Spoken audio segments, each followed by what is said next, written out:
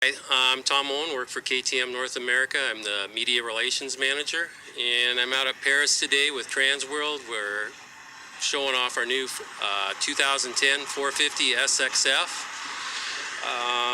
This is the third year of this design motorcycle. They've done quite a bit to it this year. Starting from the front end of the motorcycle, they've changed the triple clamps. We went from the adjustable 20 and 22 millimeter clamps to a fixed 22. KTM actually has a patent on the triple clamp on the design. And their goal was to, on the clamping load of the clamp, when the forks are flexing, is to keep the tube oval. And they're always working on flex, binding and stuff with the fork, and they made quite a big improvement this year. The next big step they did on the chassis is they've lowered the motorcycle around 10 millimeters. The headset's basically 10 millimeters higher on the backbone. That lowers the gas tank and all the front part of the motorcycle here. Then they shortened the shock 4 millimeters, which is 10 millimeters at the rear axle. They did quite a bit of testing on the front forks, on the settings and the spring rates, and the rear shock on the settings. A lot of it's a visual thing that if you put a crossbar on the motorcycle, it's a visual thing, but it feels like the motorcycle's higher. If you lower the gas tank, it does lower the center of gravity toward the center mass, but it makes the bars in the front end feel higher. And the one complaint riders have always had that ride a lot of the Japanese motorcycles is when they ride a KTM, it always feels like the front end's small. Doing this, it gives, basically, it makes the front end feel like it's bigger, the handlebars are taller, even though from the foot pegs to that, it's a real slight difference. But it's a visual thing. But there is the physical thing where the gas tank feels like it's a lot lower. Clamps, it gives a lighter feel to the front end. It helps on stability. And again, 450s are open bikes, old school type open bikes. I mean, they're 50 plus horsepower motorcycles. So anything you can do to make the bike feel lighter and easier to ride, it's a benefit. In testing, it just made the bike feel better. Guys from supercross to outdoor to play riders, it was a big benefit. The big change is they went from the 4-speed to a 5-speed this year, and it's what we call our XC transmission.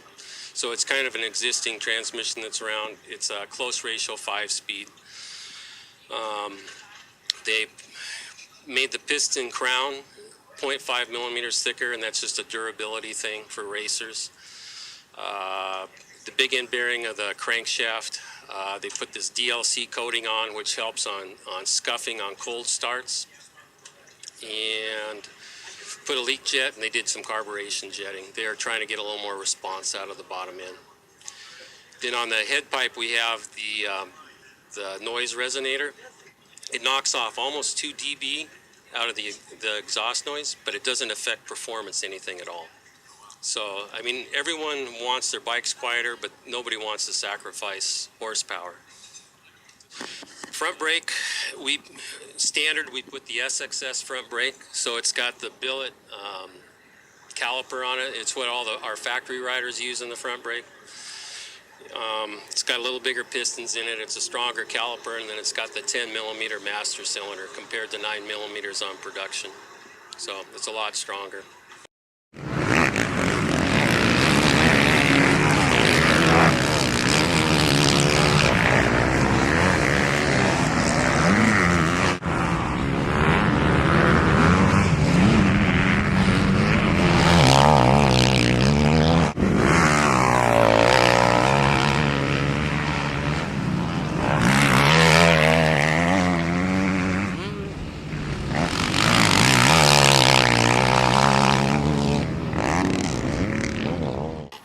This is Rich Taylor with TransWorld MOTOcross. We're at the beautiful, scenic Paris Raceway. We have some nice, lovely flowers growing in the background. We're here riding the 2010 KTM450. KTM made some really positive changes on this bike for 2010. To start off, the engine character is a little bit the same. It's a very rideable, smooth motor. Works well for everybody. There's no big surprises. What they did do is they went to a 5-speed transmission instead of the 4-speed. This allows you to get out of turns a little bit better. It allows you to let the bike rev out in the higher gears. It's not so short. The bike just seems to hop out of corners much better.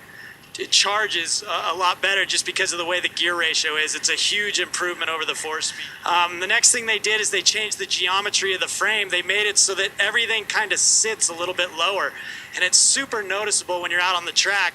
Coming into corners with braking bumps and setting up for corners with braking bumps, the whole bike just stays a lot flatter.